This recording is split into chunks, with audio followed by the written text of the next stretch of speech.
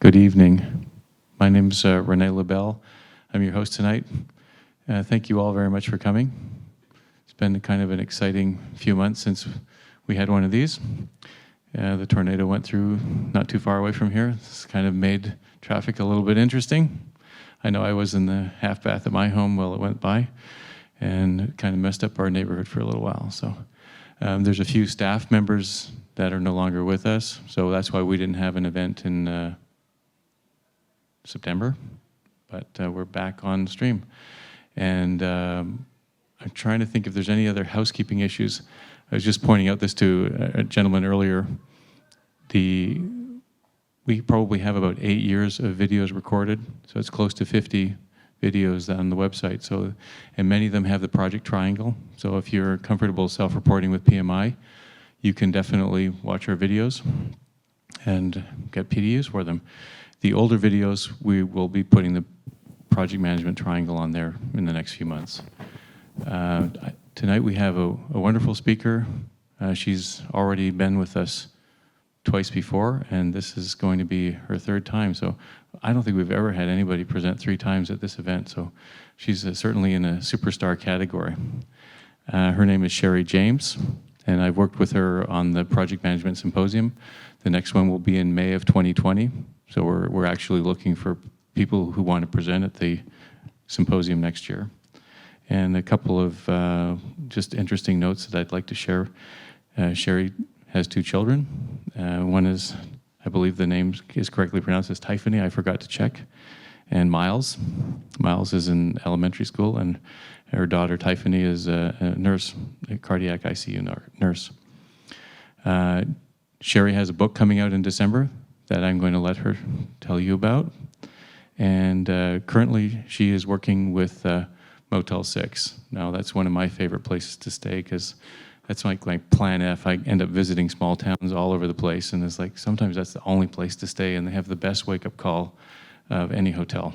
Tom Boydette, if you've ever stayed at Motel 6. So, and Sherry can share us a little bit of insights because I don't know if she's stayed at a Motel 6 yet, even though she works there. So listen, thank you, and enjoy tonight. Let's welcome Sherry.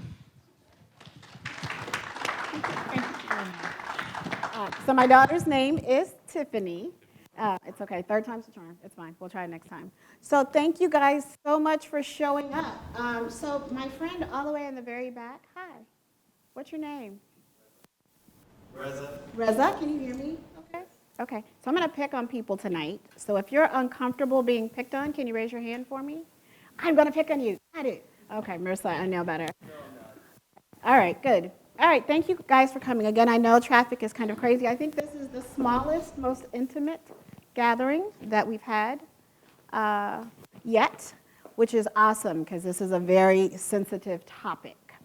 All right, so kind of like Renee said, I've got 2 children. I've got a 30-year-old daughter who's a registered nurse in Houston. She works for Memorial Hermann, pretty large hospital system there. And then I have a 12-year-old son. So I feel uniquely qualified to talk about mental health. Okay? So obviously my profession is project and program management. I have the opportunity to lead an amazing team of project and program managers for G6 Hospitality.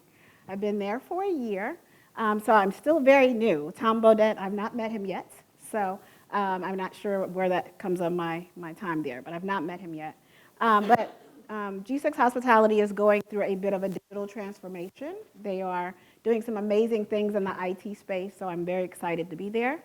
And to Renee's point, I am nervous about this endeavor of publishing my first book. The title of the book is terrifying, which is why Renee wouldn't mention it. The title of the book is After the Suicide, Leading with Love and Light. So is there a word that makes you more uncomfortable than the word suicide? Probably not. That's probably high up there, right?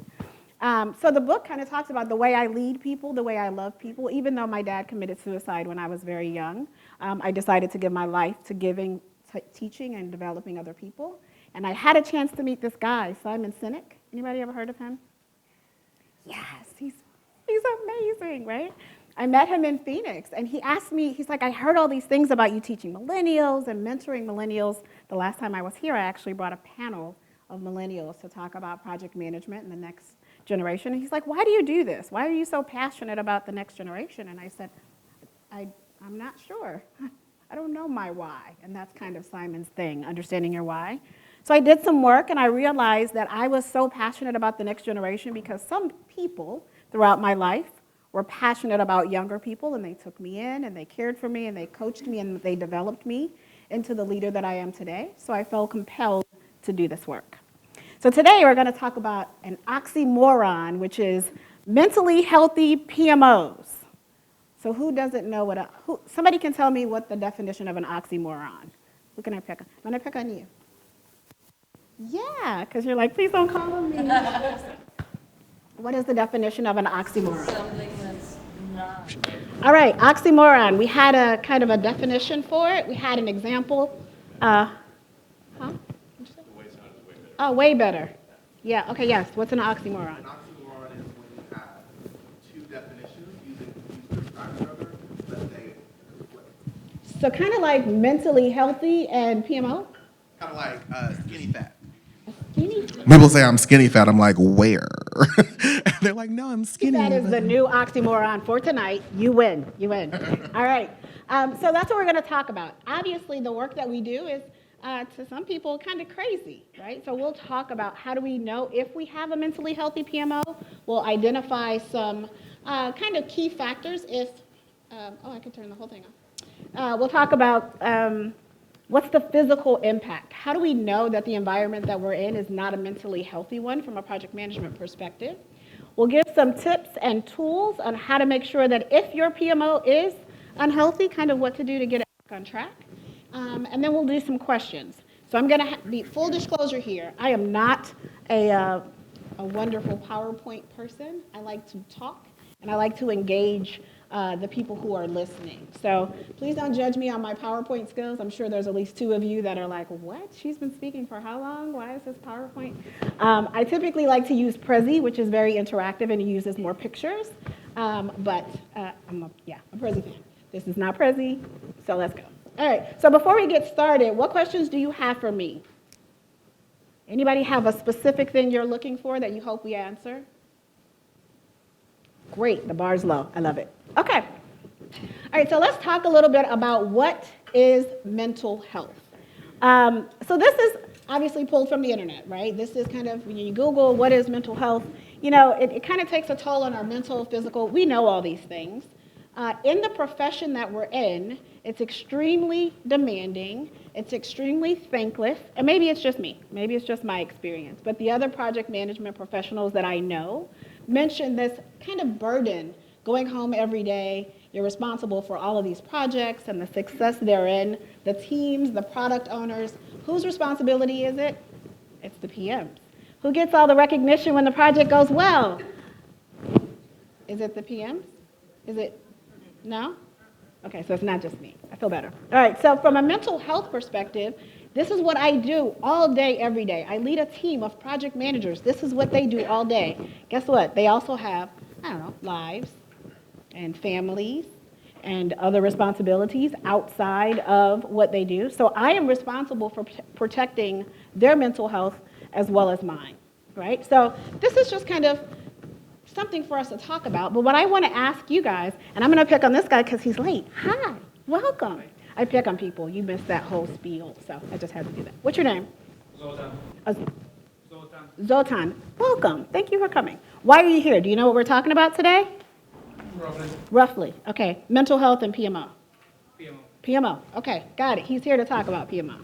All right. So let's talk a little bit about this oxymoron. We had a definition. We had some explanations. We'll talk about some PMO-specific oxymorons. So military intelligence was just interesting from Sandra, our veteran in the room.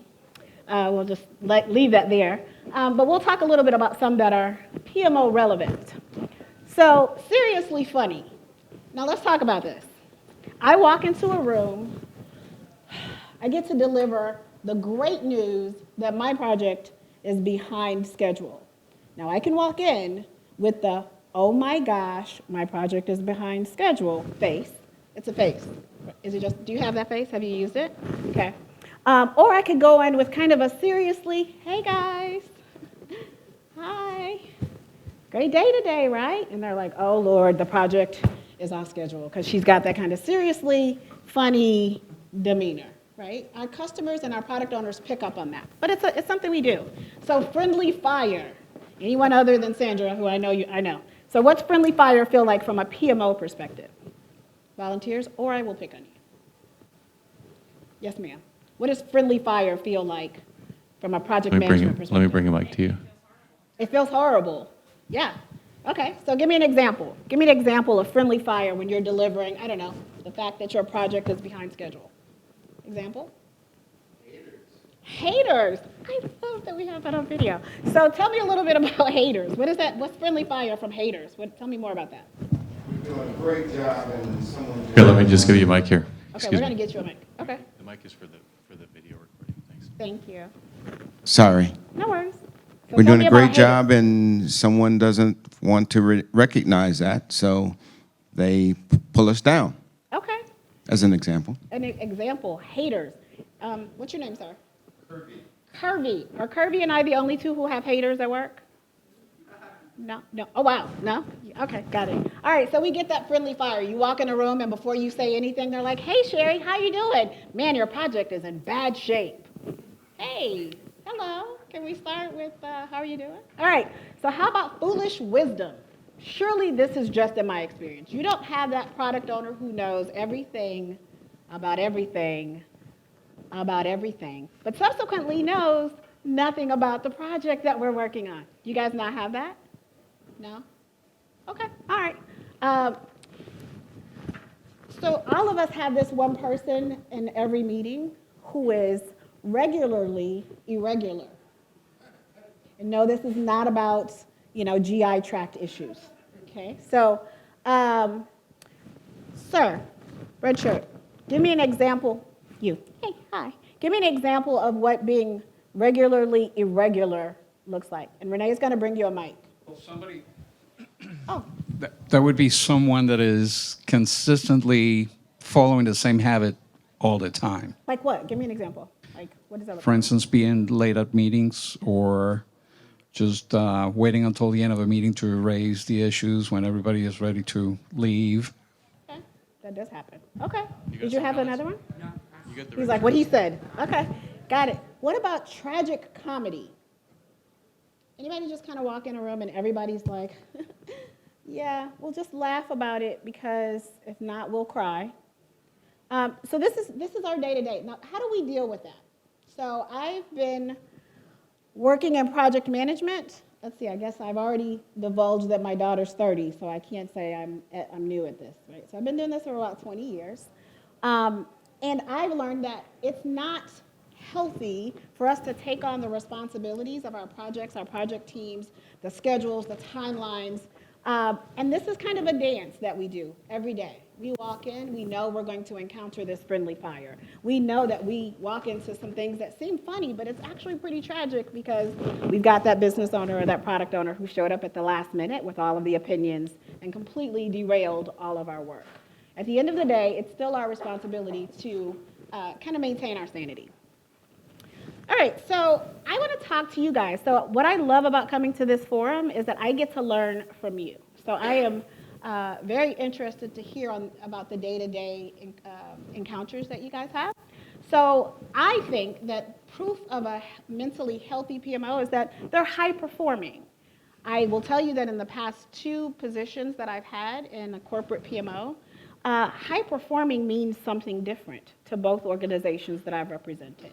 So if I had to ask, I'll have to pick on you guys. Marissa, tell me, what does a high-performing project team look like to you? Oh, hold on, let's wait on Renee. Sorry. Renee gets all of his steps in when I'm here because I have him like run all over the place. All right, so tell me about that. One that doesn't confuse just taking actions and doing tasks as opposed to actually getting results. High performing teams achieve results, not achieve check, check, check. Okay, so high-performing project teams achieve results. Tell me, what does that mean? Oh, sorry, Renee.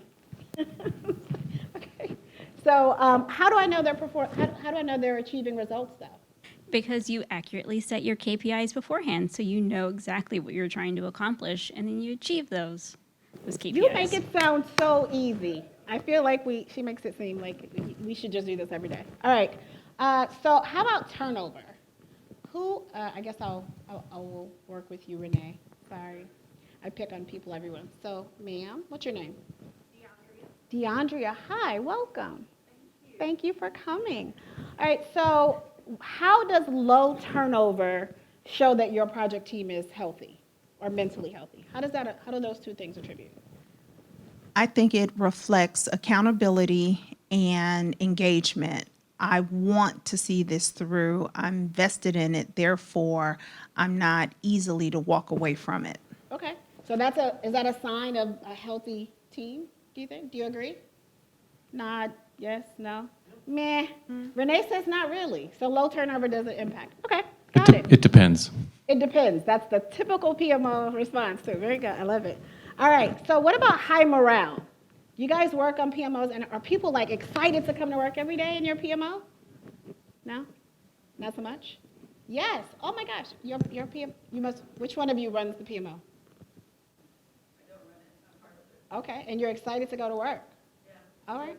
We had a peer become our leader. Because the peer became the leader. So they get it. You know that they can do the job. You've seen them perform. You've seen them become a high performer. So you have respect in them as a leader. Okay, that's fair. All right. How about having engaged business partners and product owners? Again, this is very kind of objective because engaged could mean a couple of things, right? So my friend, yes, you knew it was coming. You knew it was coming. He's like sitting back, like if I just move. That's even better. That's even better. That's awesome. So tell me as a new person to a PMO, what would you expect to see from an engaged business owner? Well, actually, from our PMO group, we're getting our product owner very involved. Okay. Especially we have, for instance, we have a project that depends on them, and it's really and at one point actually been going on since like early last year. Okay. And there was always a stopper, but Yeah. now that we've got them involved and gave them actually a user case, they're more excited and interested in this project. So. Got it. Excited and interested. How many people in the room have excited and interested product owners? Show of hands. I love that the people that work at the company that I work at did not raise their hands. That was a test. That was a test. Okay. Awesome. All right. Very good. Thank you very much for that. That's a very valid response. If they're engaged and they're excited, but if we're doing the same thing over and over again, it's kind of hard to get people excited, right? It's the same thing. You got 15 use cases. I still have 15 in the backlog from the last sprint. I'm not excited to see you. So it wears on us over time, but if we're healthy enough to bounce back, if we've got that elasticity to say, okay, it's fine, I got it. I know you're not excited to see me, product owner, but this time I've got something for you to be excited about. And we'll talk about some tools on how to get that. So innovation and creativity. So we have an IT PMO that I lead right now, and we are all about innovation. How do we do something new? What's new? What's the sexiest technology platform that's out there? Everyone gets excited about that. But guess what we also have? Those wonderful keeping the lights on projects, right? Does everyone have access to the internet? When was the last time we refreshed laptops? Nobody's excited or engaged we don't get that. We don't have high morale on that keeping the lights on projects, and we sometimes take that upon ourselves. We'll go in and meet with our team of developers, and all of a sudden their energy becomes our energy. And then we take that energy to our next meeting, and they're like, wow, did you meet with the developers today? What's happening with your body language? So obviously, innovation and creativity are things that keep us moving. I love telling stories. So I'm going to tell you a story about the people in this picture who might be anonymous, and one of them might be in the room. I don't know. So I will tell you that I have been leading this PMO for 1 year. I don't know if you guys are familiar with that terminology, storming, norming, performing, right? I expected, because I had been doing this for so long, a month or two, I would get in there, I'd be like, leader, the PMO, it's gonna be great. It was an extremely interesting transition to health, right? A couple of factors. The team was already in place, which sounds great. You're like, Sherry, that's amazing. You go in, you have a team of people that are already there. They had been without a director for about 18 months, right? They were excited to have a director. They were not, right? Because they had all started doing their own thing. They knew what was going to keep them mentally healthy, and they were doing it. And they were performing. The customers were happy. The team thought they were happy. They didn't have that middle level of leadership. So I came in and I'm excited, like, hey, welcome. I'm excited. And they're like, yeah, you have no idea what you're doing. You have no clue. And I'm like, no, I've been running. I think I got it. They're like, you don't got it. We'll let you see. So I spent my first 6 months just kind of listening and understanding and actually getting a pulse on the mental health of the organization as a whole. It's a different perspective from project management. Typically, we're like, okay, how many projects do we have? How many projects per project manager? How are we doing budget, schedule? All of the kind of talent triangle things that PMI tells us we need to look at. But no one stops to go, are people going home crying twice a week? It's kind of a thing. It doesn't show up anywhere on a KPIs or but it's something we should probably look for. Are people kind of standing with one foot out the door? Like, I will tell a funny story. I'm looking, don't. I will tell a story of one time at some company I worked at somewhere. I had a person that worked for me who came into my office no less than twice a week to remind me that they did not need a job, they had paid off all their bills, they had paid for all of their children's things, they had done, like, they really just didn't need this job. Okay, I've been here 3 months. Thank you for that. I appreciate it. I'm not sure what I should do with that information, but that was a call out about some kind of toxicity that existed there that like they told me, I didn't know. I assumed it were just about projects and innovation and creativity. I, as a leader of people and as a leader of a PMO, had to choose. How do I keep myself mentally healthy, knowing that one of the members of my team who was managing some of our larger projects was really not happy there? Now, whose responsibility was it to make that person feel comfortable? Whose was it? It's their personal responsibility to make sure that they're comfortable. Okay.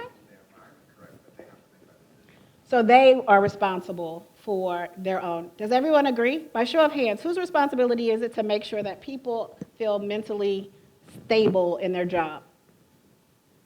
I think the manager should be supportive. So if you have a manager that's not supportive and you've got issues, then that can be a real problem. And it's not necessarily anything you did. So, Okay. It's like, you can try your hardest, but if your manager is not supporting you. So we've got a kind of a 50-50, That's a right? big We've got someone who difference. says it's the manager's or the leader's responsibility to ensure mental sanity or mental health, and you think it's also And the manager won't know until the employee tells them. the manager won't know until the employee tells them. Initial responsibility is the employees, and once you figure it out, then you make sure you get support from the manager. Okay, so making sure you get support from the manager after that conversation has happened.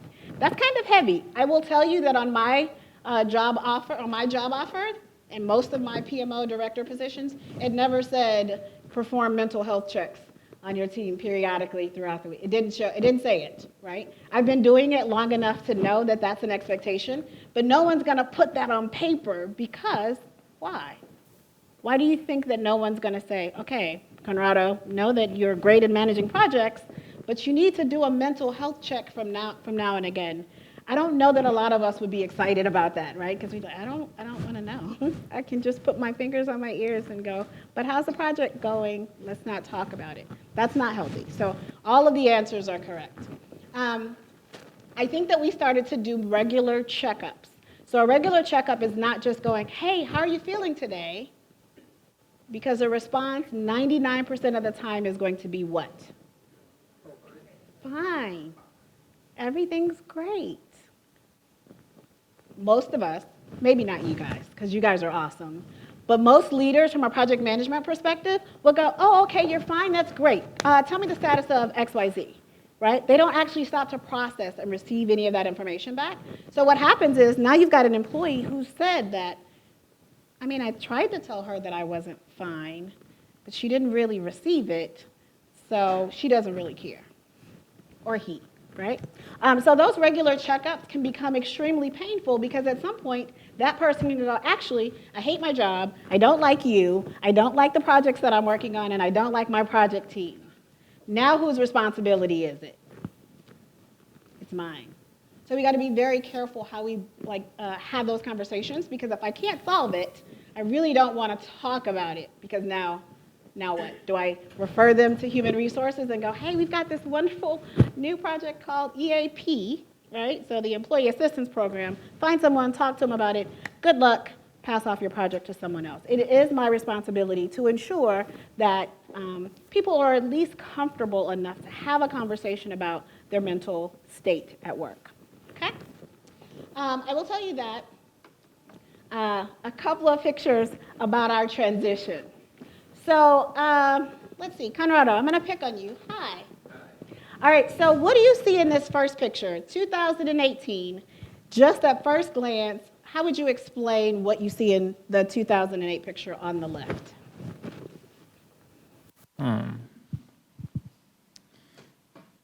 Well, not a very organized group. Not a very organized group. Okay.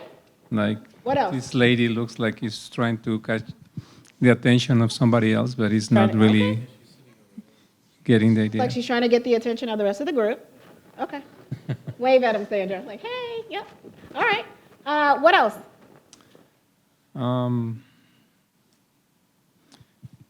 Like the group on the right looks to be more engaged than the others.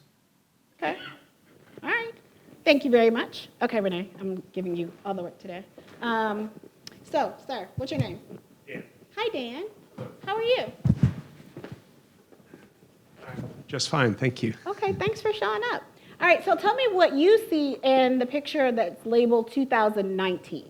What do you see? I see a group that appears to be well-dressed, cohesive, Yes, we nailed it. Okay. and there seems to be, under the big numeral 6, it seems, a synergy, a team. A synergy. I like that word. Okay, synergy.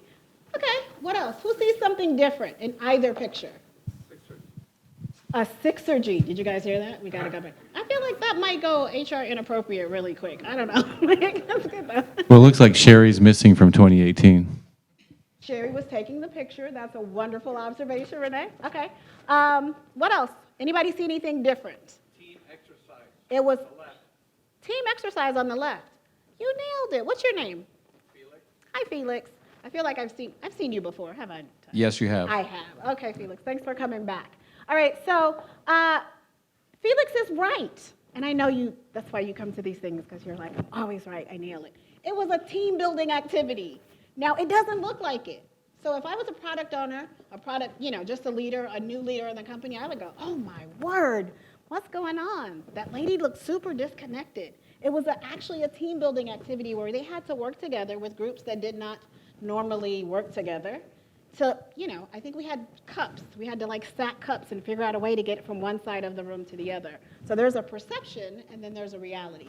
Now, interestingly enough, the picture in 2019 where I heard a word called synergy was probably one of the most dysfunctional times in our storming, norming, performing experience. It looks really good. It looks like we had it all together. We didn't.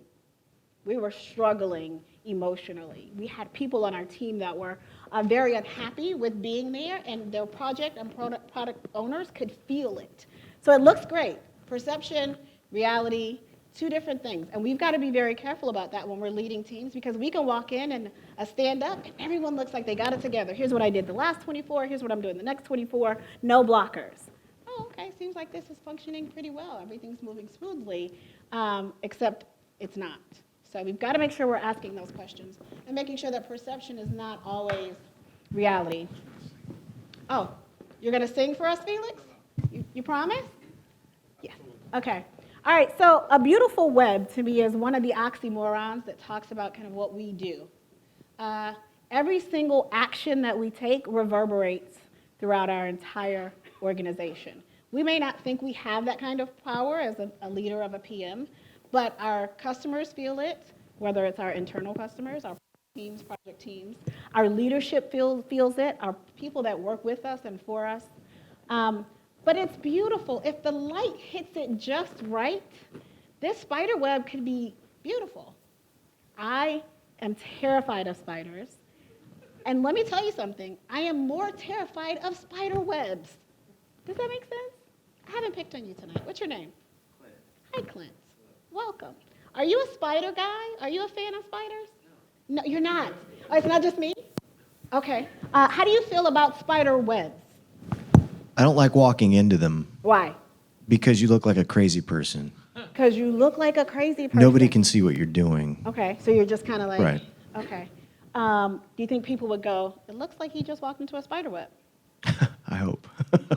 Okay. So tell me what you see in the picture. I know it's a spider web, so don't say that. Got that. But what's the first kind of emotion you feel when you see this picture? Nature.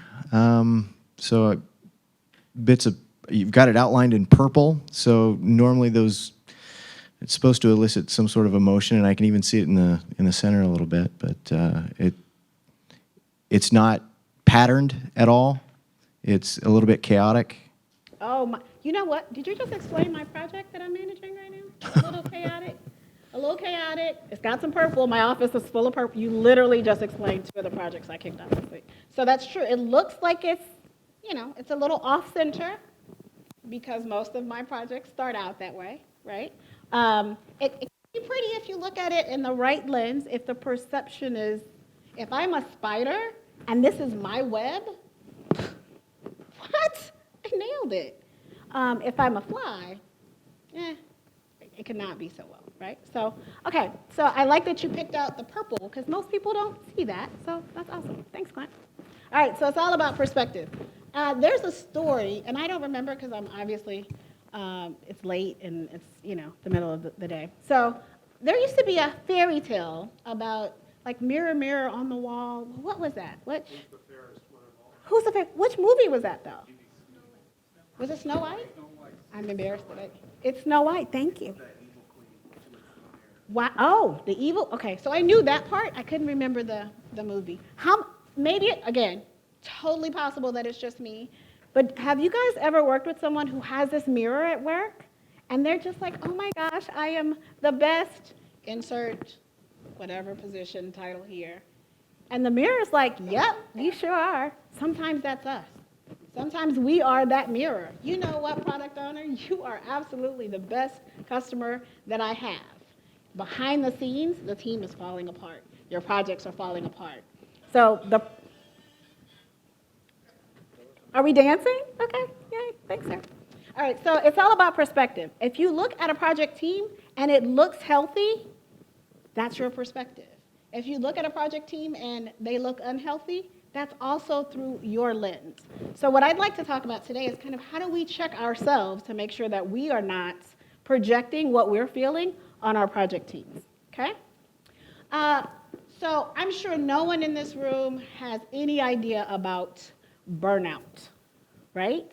No one has ever worked so much on so many projects, right? No, have you? No idea. All right. So as recently as just 2019, the World Health Organization classified burnout as a thing. Like it's officially, actually, a diagnosable condition. Now, I will tell you that as a leader of a project management office, I had a little sigh of relief. I was like, oh, it's not just me. Burnout actually happens to people other than project and program leaders. I put this up here for a couple of reasons. So it's an occupational phenomenon. Now, I've done this presentation or a version of it once or twice before. Can anyone else name an occupational phenomenon? Not one. Anybody? Have you ever heard that vernacular before? To me, that's almost an oxymoron. So it's occupational, it's something that we do for a living over and over again, but it's a phenomenon. Like, wow, this thing. Well, but we do it every day, so is it really phenomenal if it's a part of our occupation? Burnout is something that is expected from the role that we sit in from a project management perspective. Oh, I'm sorry, you had a 2 a.m. deployment? That is terrible. Sorry to hear that. I'll see you in the status meeting at 9 a.m. You're like, but wait, it's what you signed up for. You're a project manager, you're a project leader. Are you tired? Why are you talking to me as if you have no filter? Well, because I'm burned out. I have no filter. I'll give you a little tip. I am a type 1 diabetic, and my team is like awesome about understanding when my brain starts to act differently, if I need more sugar.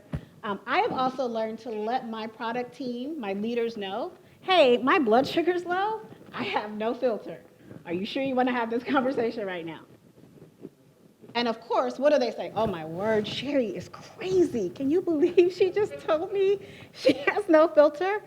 But I've learned that I can either have that conversation proactively or have them have this look of horror when I respond in a way that my brain doesn't know how to filter and say something different, right? It's a conversation that I'm using to keep myself from becoming burned out, right? Because I've had that 7:30 p.m. emergency meeting. Sherry, can we talk about this? Can you tell me the status of, we probably shouldn't. For my own mental sanity and for the health of this organization, it's probably best that we don't talk about that. So have these conversations with your team. Okay, I see that you've been here, Marissa, 7 hours straight. You didn't go to lunch. You didn't leave for a break. Are you good? Let's take a walk. It's not like changing the world. It's a little bit at a time. So we can make little steps throughout to make sure that our teams are not just burned out, but that when we see they are, we'll do something about it. Okay?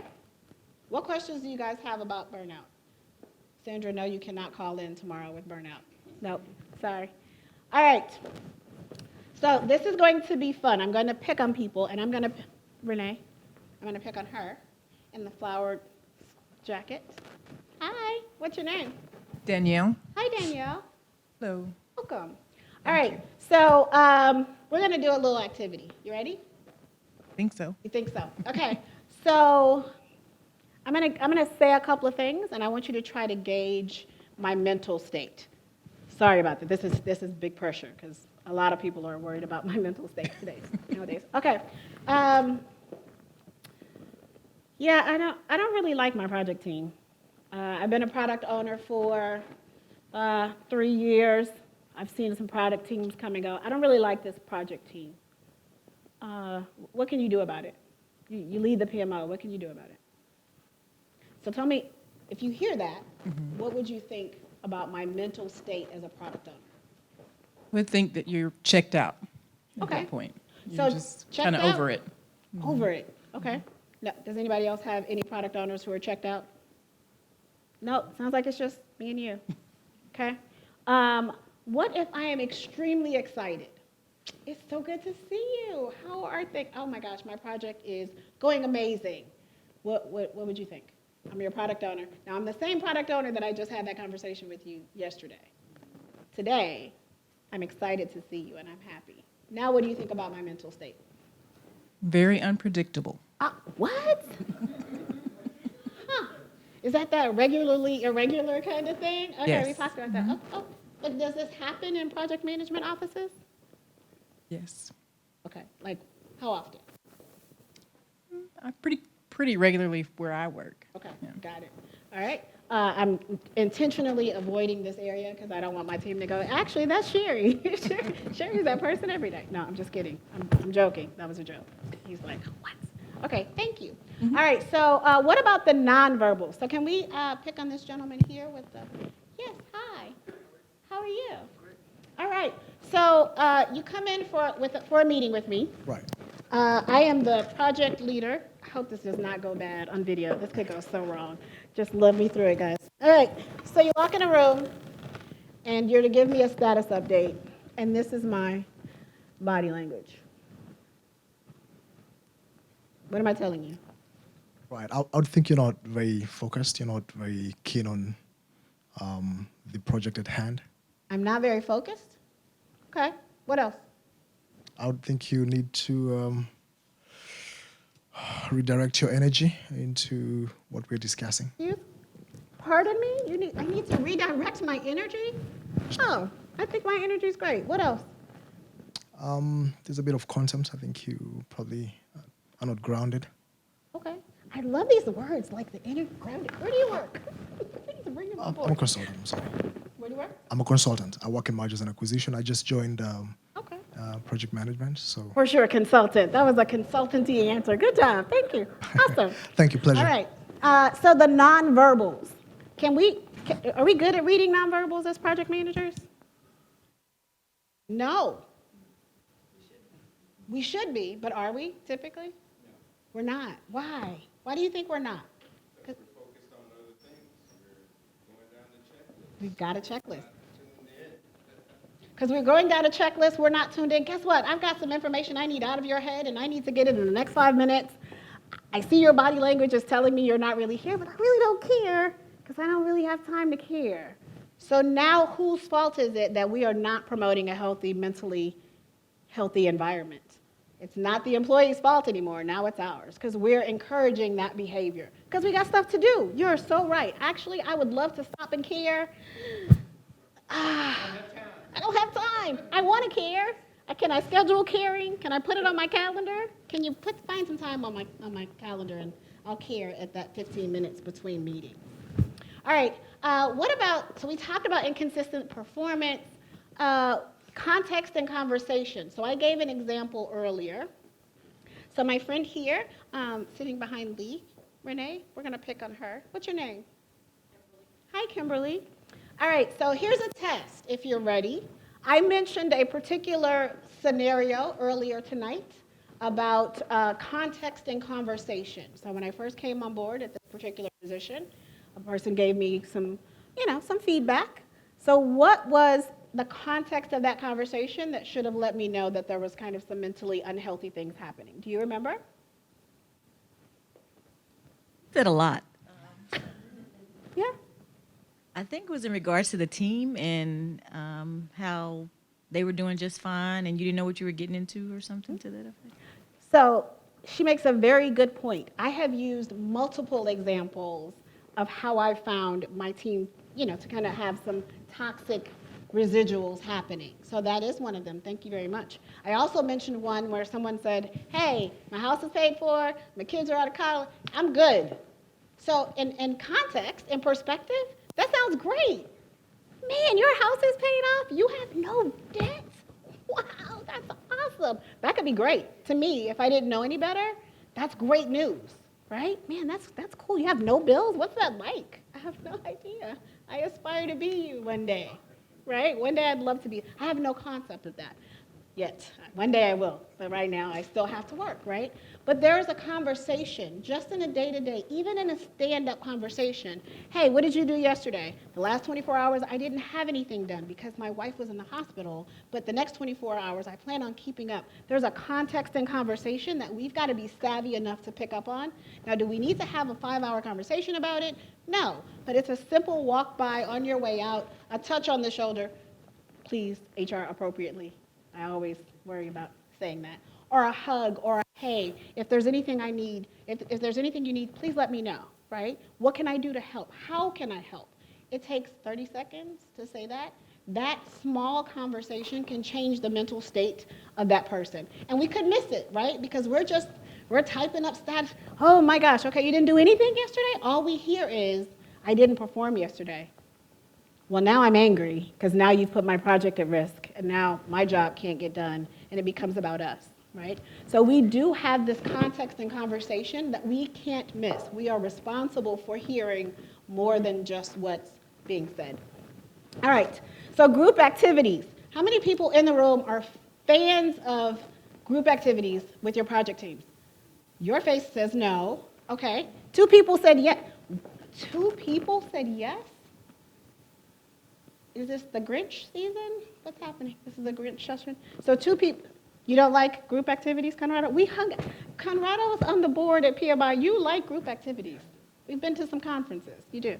Okay. For those who did not raise your hands, so, sir, our friend here has a face of, you don't like group activities. So tell me how that is, or why that is. I think the nature of the project management is to wrangle cats as it is. And so the more cats that you add in, the more complex it gets. Okay. While I am a fan of collaboration, I am not a fan of equal distribution of responsibility amongst a group. Okay. Unless the project calls for it. In some cases, it calls for group activities. So by necessity. No. Only. Only By necessity. If it's like, So it's no a huge happy project that hours, one there's person no happy can't do hours it. on your team. Oh, no. Group activity. Oh, that's a good point. Okay.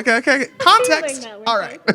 Context. So activities as a whole, I think, are key. But when it comes to group activities on the actual project, just Not so much. yeah.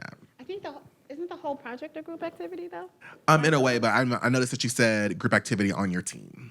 Mm-hmm. So working with, I just think having one person that you go to, Yeah. and then it depends on what you call a group activity. I don't consider somebody leading a project and then using other people for collaboration or delegation as a group activity. But all three of y'all, it's all y'all's job to get this done. Okay, that's fair. That makes sense. Okay. So one-on-one sessions. I will tell you that I am not a fan of one-on-one coaching sessions. Wow, hi. Hello. So a couple of things. So a one-on-one coaching session can do one of two things. If you haven't clearly articulated the purpose of the session, can turn into a, it's like something and moaning scenario, right? I'm trying to stay HR appropriate. Yep. So sometimes it's a venting session, right? And it's like, you know what, Sherry didn't do X, and I didn't like Y, right?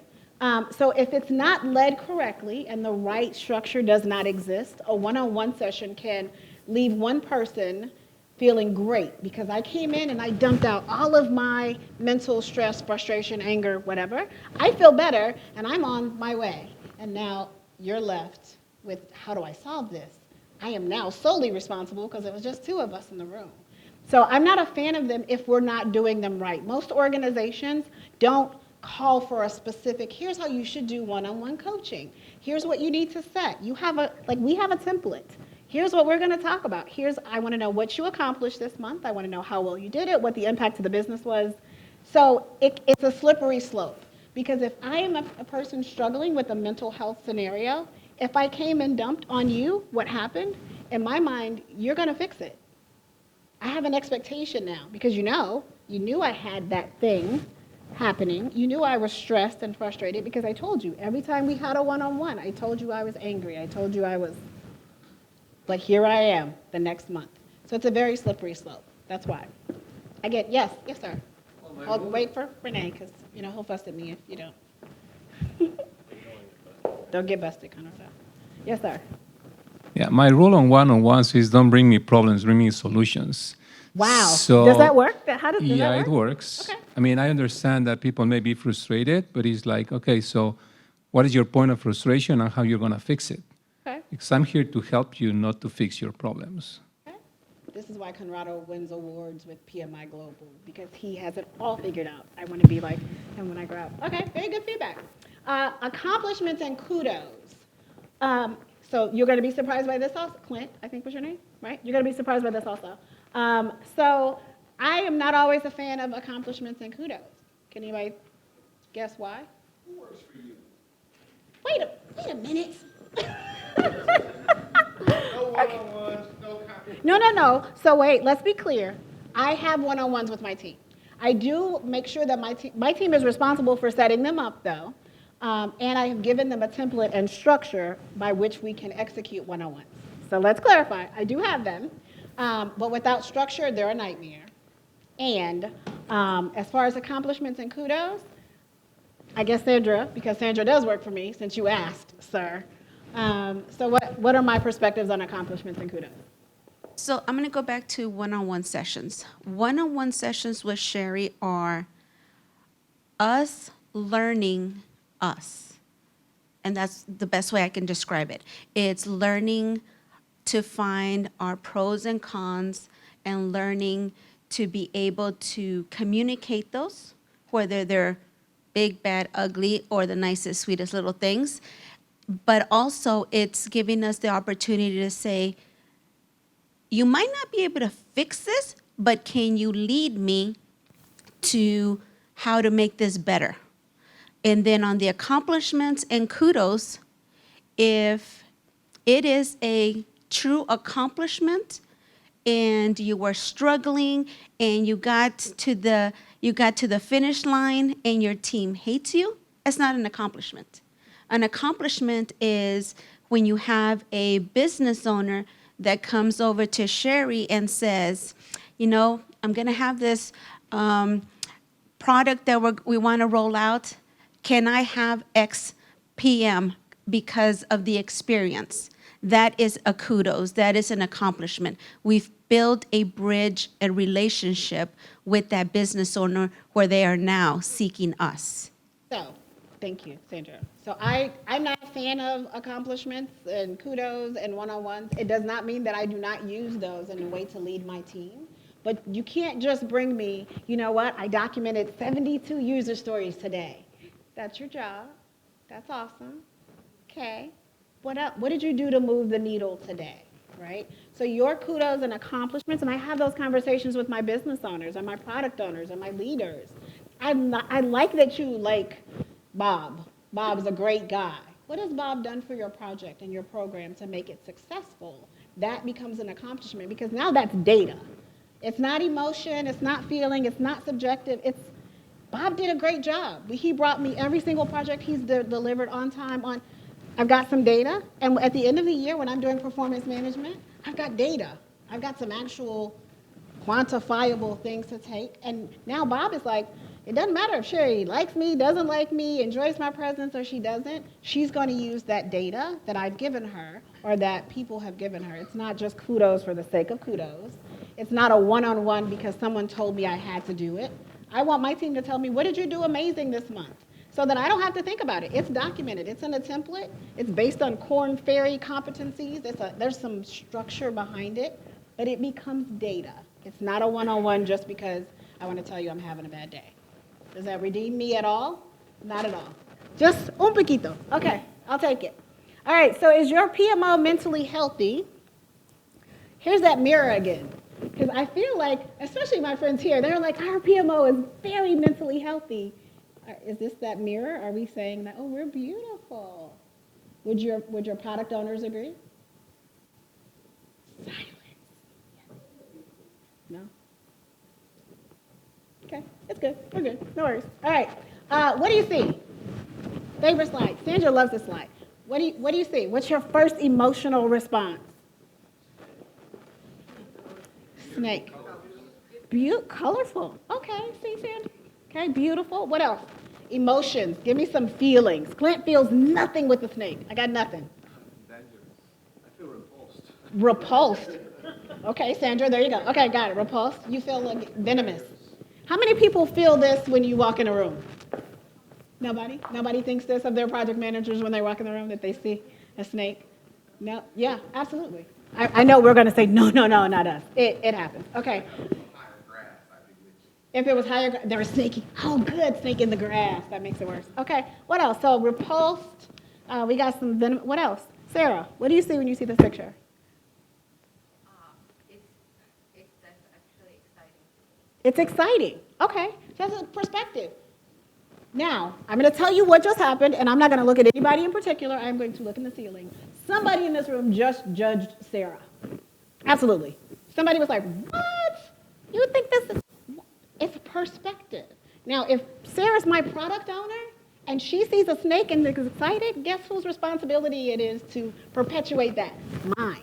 Wow. So now, I will tell you, when I saw this, I wanted to put it in my presentation. Here's what I saw. I was like, man, that would make a nice pair of shoes. Dude, a belt with like all of those colors I could wear with anything. My perspective is like, I mean, it's a snake and yeah, scary and venomous and I could feel all those things. I felt creative. I was like, man, the things I could do with snakeskin that looks like that. Yes, that does mean I'm crazy. I know. I get it. Because I know. You guys can mental state. That's why I'm standing here having this conversation with you. I don't mind it. But our perspective of how people think about our projects, how people think about our own mental health, we lead, because we're leaders, we're sane, right? Is there that expectation? So we haven't picked on these two ladies right here, so it's my turn to pick on. She looks so excited. Like, I just want to capture that excitement in perpetuity for everyone who will watch this class. All right, so tell me about your perspective on mental health in your organization. No pressure.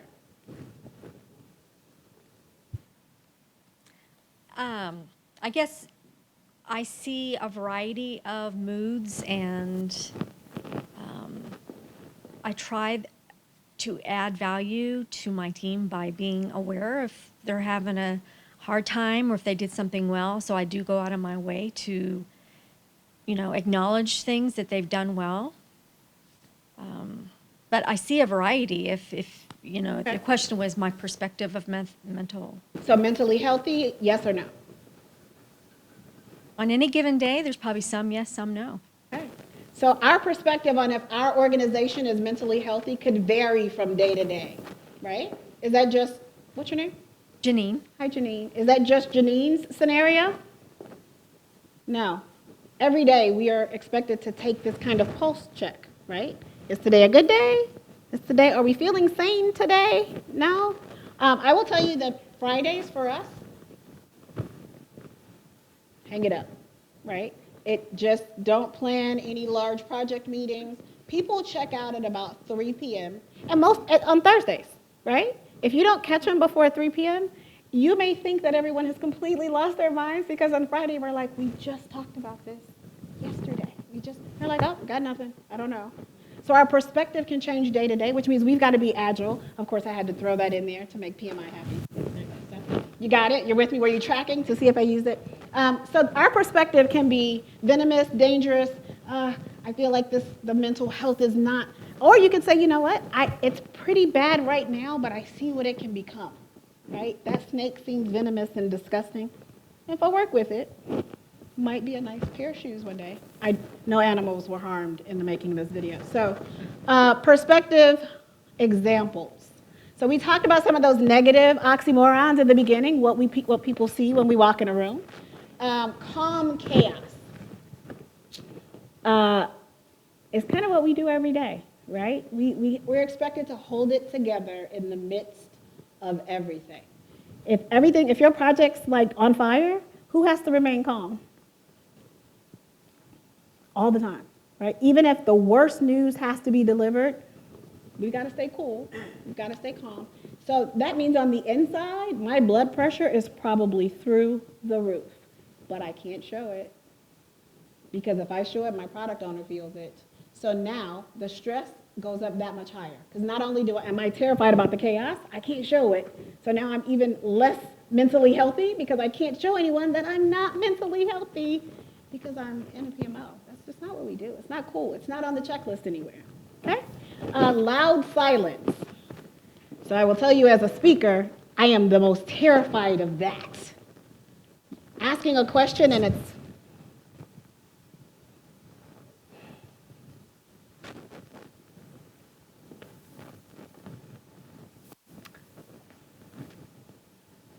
how does that make you feel? If you ask a question and hear absolutely nothing. So it's a perspective. I actually use loud silence as a tool to run my projects. I use what's called 7 seconds of silence. Clint's nodding. Have you done this? Are you familiar? Okay. So I will give you an example. Who haven't I picked on? Would that person raise their hand if I hadn't? I haven't picked on you yet. Oh, look, she went, aw, that's awesome. She's like, you haven't picked on me. Okay, so we're going to pick on her, Renee. Okay. Yay. All right, so what's your name? Elaine. Hi, Elaine. Hi. Thank you for volunteering. No problem. Okay, so we're going to do an activity. You ready? I am. Okay. So ask me what you imagine that's HR appropriate, a very difficult question. I'm a project manager, you're a product owner. Just ask me a question that is probably uncomfortable or difficult. So what do you do in your personal time? Sir. I'm sorry, can we try that again? Okay, try again. Okay. What do you do in your personal time?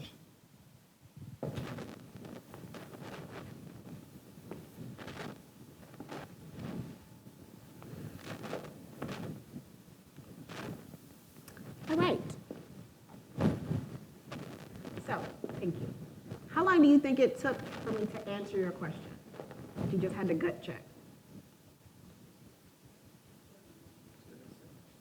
7 seconds. Did it feel like 7 seconds? It felt like 3 minutes, right?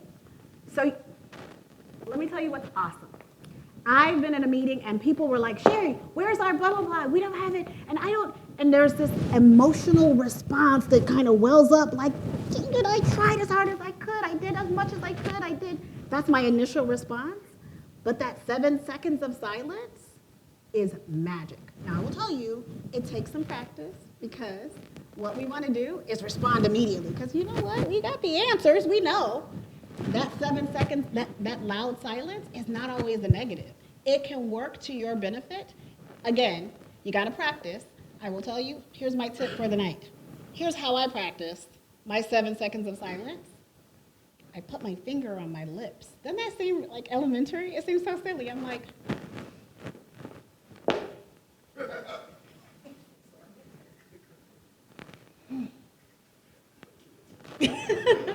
I can imagine how many people tomorrow will be like in meetings like,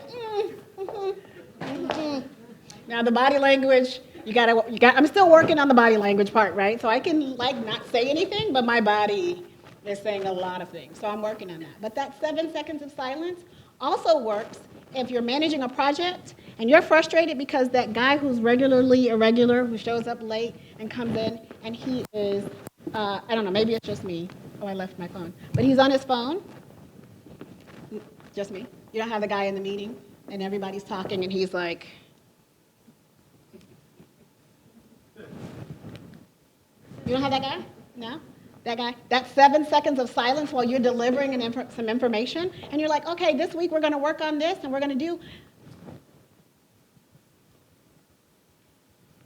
That guy's like, did she ask me something? Is she talking to me? What happened? What did I miss? That 7 seconds can work, right? So try it tomorrow. If you can't do it naturally, now, I will tell you, somebody's like, are you telling me to be quiet? And they're like, you're telling me to be quiet. Okay. All right, interested boredom. This is probably the one thing that frustrates me the most about the project leaders that I know. They're like, oh my gosh, how is everything going? Okay.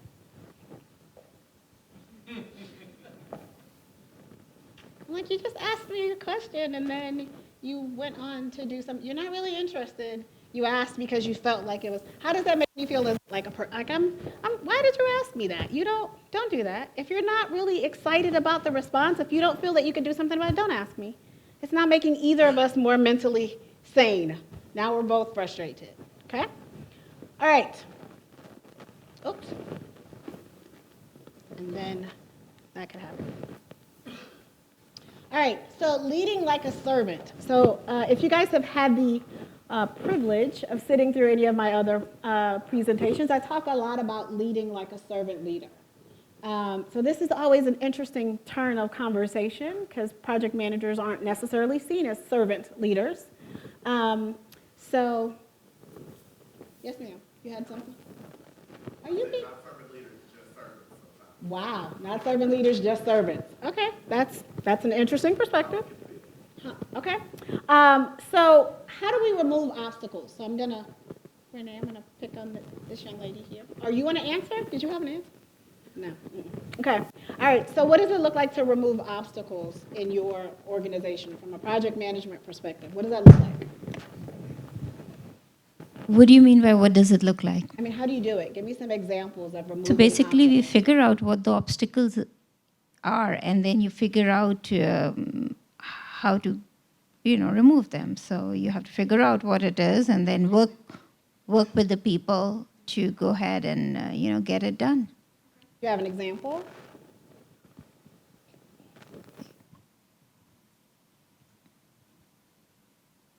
If things are not getting done because other people are involved, then you work with those people, just, figure out why it's not being getting done, and then go ahead and help with that. So let me tell you thank you. What's your name? Shada. Sharon? Shada. Shut up. Nice to meet you. Thank you. You know what I just felt when she gave me that answer? It's stressful, right? It's stressful to try to figure out how do I solve it if I don't even know what it is? But whose responsibility is it to solve it? It's mine. So I not only have to solve it, I've got to figure it out, right? Is that stressful? Absolutely. Is it frustrating?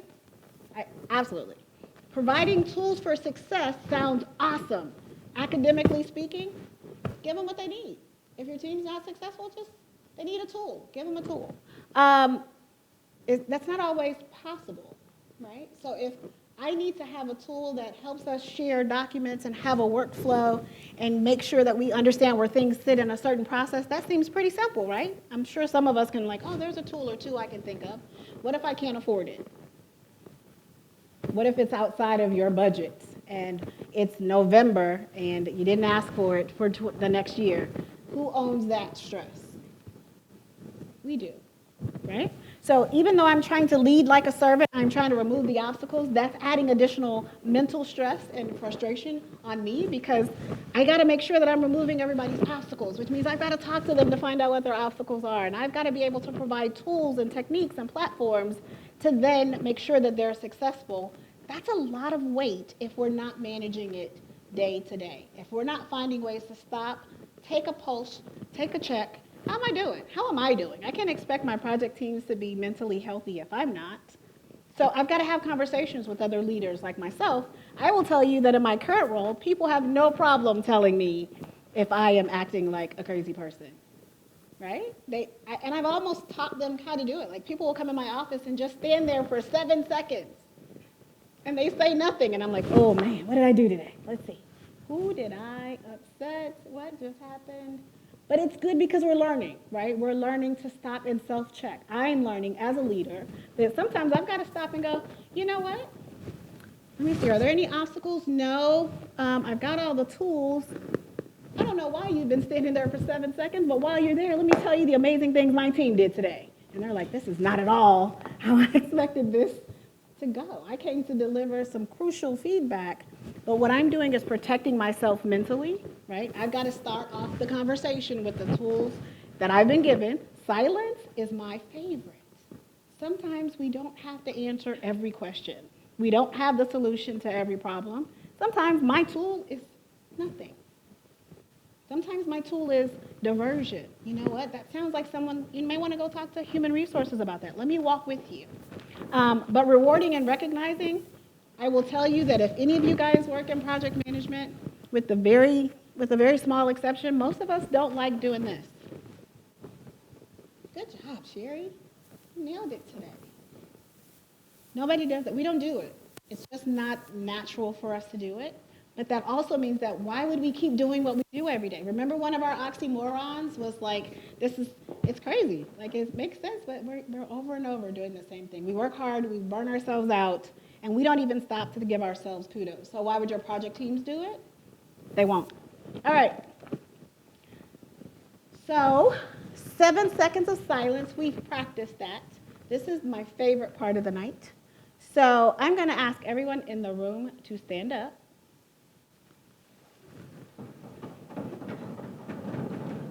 Thank you.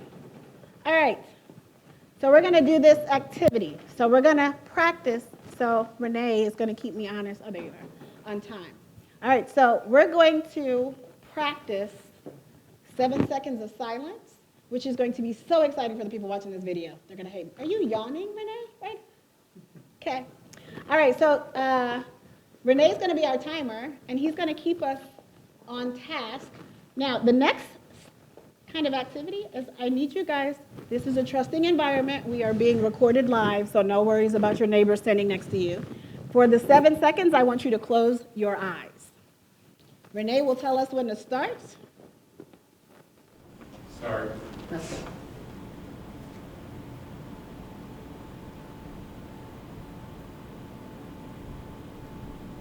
Stop. How do you feel? You thought I was going to come pick your pockets, didn't you? You did. I feel it. No, how do you feel? Relax. How do you feel? You feel no different? 7 seconds just didn't do it for you, huh? I can count. Okay. All right, what about you, my friend? My new PM. How do you feel back there? How was 7 seconds of silence? I didn't feel anything. You didn't feel anything. That worries me. I don't know. Okay, all right. Yes, ma'am, what did you feel? 7 seconds.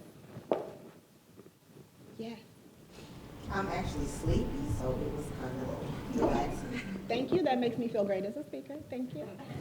Okay, nope, that's good. All right, yes, ma'am, you, in the back. It feels good. Okay. Calming.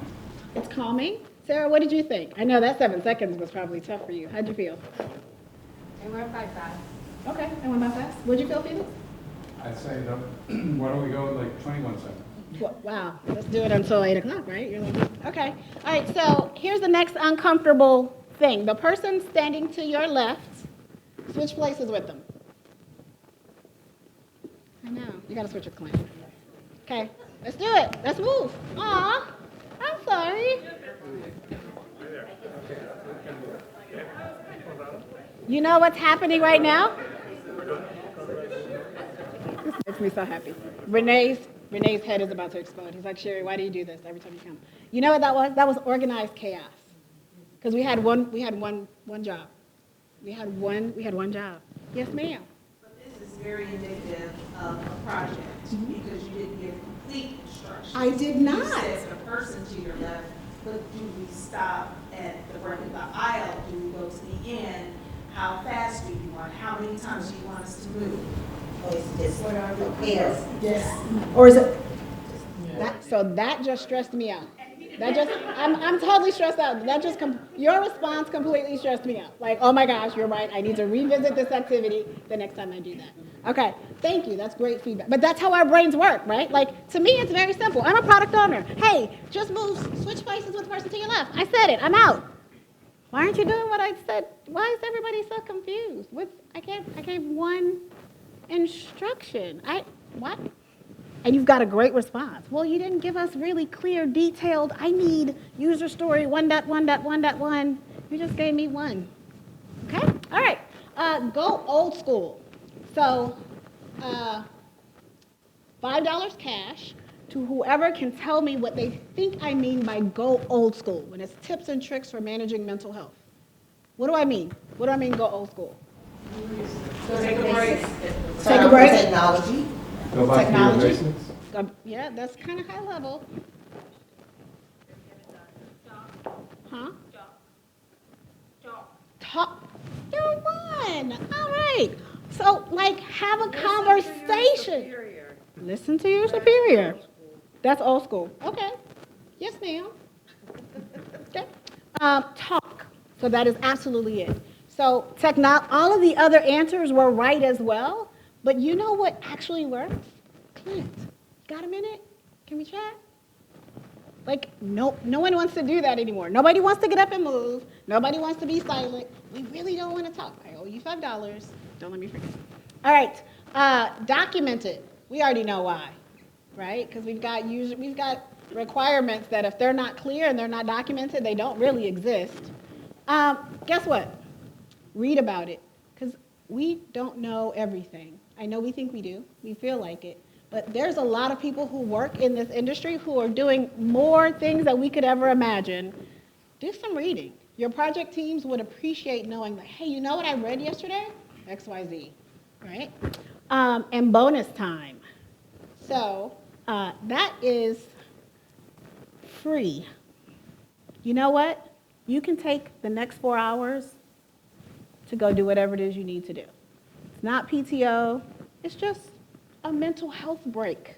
Now, you can break it up. I will tell you that bonused someone on my team 8 hours of bonus time. Do you know what they did with it? No. They literally spread it out among their team members. They split it up. That lets me know that I am doing this. I'm not doing this well yet, but I'm making little changes in a team who's becoming more mentally healthy. Because the first thing, I'm like, okay, when are you going to take your 8 hours? And she's like, I just want to split it up with my team. Can I give everybody 2 hours? I was like, oh, I wouldn't have done that personally. But, okay, guys, thank you. You can have a seat back in your original seats. Thank you for that. All right, so wrapping up, because Renee looks like he's so ready to go. He's watching the clock. I got you. All right. So listen to what your team is saying, in summary, what your team is not saying. So we talked about all the things that we need to look for, the conversations we need to have to ensure our team is mentally healthy. Most of those things that we talked about are not conversations. It's body language, it's performance, it's attendance, it's engagement. All those things that we talked about, the absence of that should spar a conversation. An uncomfortable one sometimes, but let's start listening to those things that people are not saying. Identify the source. Sometimes, and of course this isn't for any of us in the room, sometimes the source of toxicity is you. Yes, you. Yes, sometimes. So that's a self-reflection. Is every project meeting that I'm walking into having the same kind of response? The one consistent thing is you, right? And it's okay. Take a moment, take a step back, ask the question of your peers. How do I make you feel when I walk in a room? And if people kind of start to hide behind stuff, it's time for a self-evaluation. It's not a bad thing. It's what healthy leaders do. Every now and then, we've got to self-check and make sure we're okay. Changing the scenery. As uncomfortable as that was, you guys had to get up and you had to move, but it woke you up a little bit, right? It's late. It's dark outside. Get up, move around. That's also free, right? From a mental health perspective, have a stand-up while you walk. Right? It doesn't seem like a lot, but it can actually change the health and the activity from a mental perspective.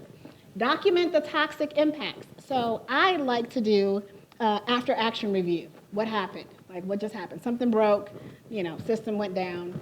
What happened? Document what happened, but not who did it. Because silently, if this was Bob's fault and Bob's name is on the whiteboard every 3 weeks, guess what Bob is dealing with now? Extra stress that you just gave him. So when you're documenting the toxicity and the things that are happening, just document what happened. Here's what happened. The system failed. Now, is Bob the only person responsible for the system? Yes, that's a given. We don't need to document that. Just document the part that happened. Don't give that person additional mental weight. And honor your word. I feel like this doesn't need any explanation, right? If you said you're going to do it, do it. If you opened your door and allowed someone to come in and talk about the fact that they feel less than mentally healthy, now you own it. You got to back it up. All right, time for shameless plugs. Yay. So my book, again, will be out December 19th. These are all of the ways that you can contact me. And now it's time for Q&A. What questions do you have for me, either about the topic that we covered tonight or about just kind of mental health in corporate America from a PMO perspective? Who's going to be first? Renee wants to know if I can get a... Well, who's going to be second then? Who's going to be our second? You No, get you get. 7 seconds. Well, here's I our don't here's think you get here's 7 Felix seconds. over here. Sarah, are you judging my phone? Yes, sir. So is this book about PM subjects? Okay. It is about leadership as a whole, right? So it's not. Great question. That's why Renee didn't want to mention the name of it. And the second question is, what is a millennial mentor? So you weren't at my last session then. Huh, okay. So what's a millennial mentor? I've chosen, I think the last time, Renee, was it last year that I brought the panel? I didn't check. I'm sorry. 2 years ago. I think it's 2 years actually. The panel was here. I brought a panel here of younger leaders, we'll call them, say they fit in the millennial age range. And so I took it upon myself, even when I was at PMI Dallas, to choose the next generation of leaders to mentor them. So millennials, actual millennials, and coach them and develop them in project management specifically. So that's kind of been my purpose and my calling for probably the last 8 years. Great question. Any others? Yes, ma'am.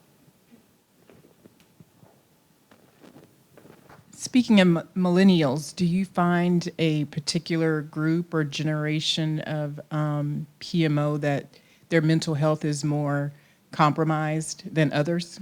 Absolutely, that's a great question. So do I find that like younger people struggle more with mental health? Absolutely, right? There's a lot of pressure, right? I will tell you that the last group that I mentored were fresh out of college. Their internship with me was their first experience working in corporate America. And the expectations that we had on them as leaders was unbelievable. And luckily, I had a relationship with them to talk about it.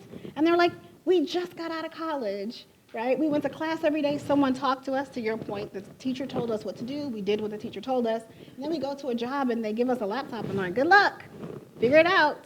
They were used to a lot more structure. And so in the absence of that, we've got expectations that are here. They've got a skill set that's here, and everybody's frustrated, right? So it doesn't matter if you're in project management or not. Just entering into the workforce is a challenge because we have expectations like, you don't know how to use the copy machine, right? I don't know how to use the copy machine some days, right? But so yeah, the expectations are a lot higher. I find that mental health, personal health days are things that the younger generation expects. It shouldn't be in a PTO policy somewhere. If I don't feel mentally healthy today, I'm not coming in. And I honestly don't care. If you're not feeling well, mentally, physically, emotionally, take that time for yourself, no matter how old you are, right? But yes, absolutely. That seems to be a little bit more of a thing with the next generation. Yes, any other questions? Yes. A couple minutes. Who's the next person? Conrado has a question. Conrado, okay. Yeah, we got a couple minutes. Get till 8 o'clock. Okay, nice. Yes, sir. So maybe you said before, I got late, Attention. but Okay. the question is, when you talk about the health of your team, do you expect to be 100% healthy, or do you expect to have some sort of conflict that sometimes helps? That's a very good question. So healthy and lack of conflict are not the same thing.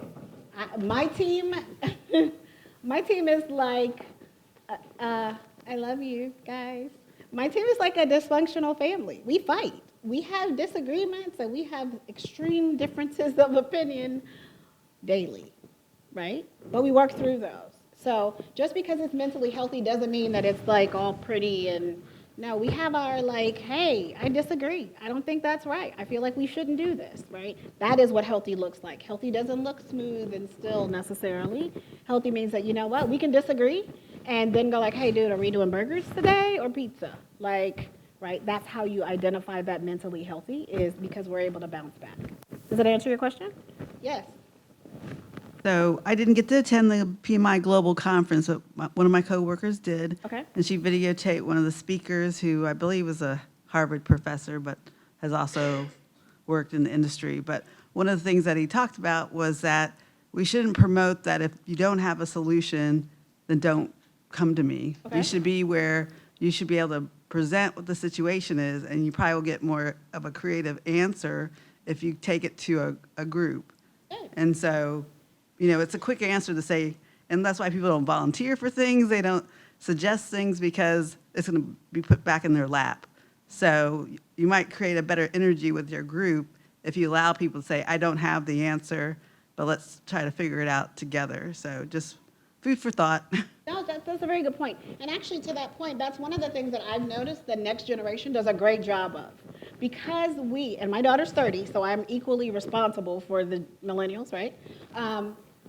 Like they are team dynamic. My daughter was on all the teams and all the committees and all the things.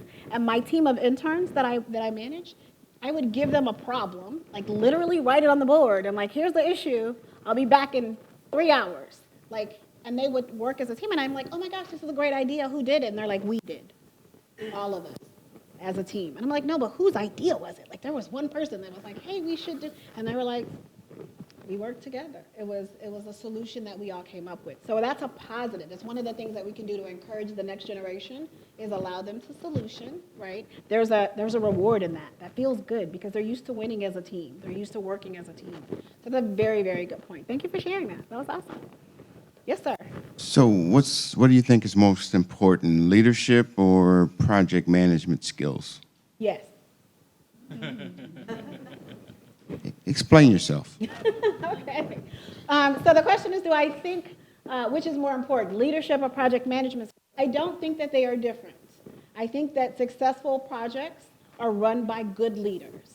So if you have good leadership practices and skill set and a toolkit, you can be a great leader of projects. I don't think that they are mutually exclusive. I know people who are great project managers and terrible leaders. I know people who are wonderful leaders and terrible project managers, right? It exists.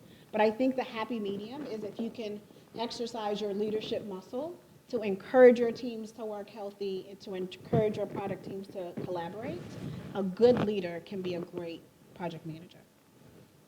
So yes. Is that it? No, I can share how we changed our leader. Wow. Okay. We had a leader that was a good project manager and a bad leader. I'm afraid to know the answer, but what happened to this person? And actually, we as a team were able to change him. Oh, okay. And the thing was that every time when you needed to find out, when you needed a direction, when you needed a permission or something to do something, that leader wouldn't be there.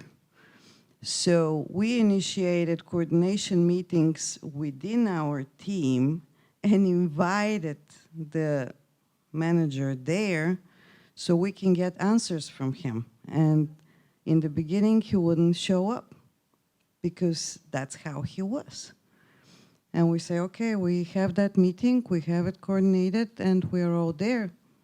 All the questions that need his answers were remaining unanswered. Oh, so that's kind of putting people, holding them accountable. So I started writing meeting minutes, which he said that's not necessary. These meetings are not important, that's not necessary. I said, well, we just need to keep it for the record. So we started piling up meeting minutes with savage project management. with unanswered questions that kept on piling up. Yep. Until that manager started showing up at the meetings and started answering. Got it. And at the end of the year, he had to be evaluated by us, which changed him completely for the next All right, year. so we got a plug for 360-degree feedback. I like it. Thank you. All right, so I'm at time. Thank you guys very much for participating. Have a wonderful rest of the evening. I will be here for any questions that you have afterwards. Thank you very much, Sherry. Thank you. Let's give us a round of applause.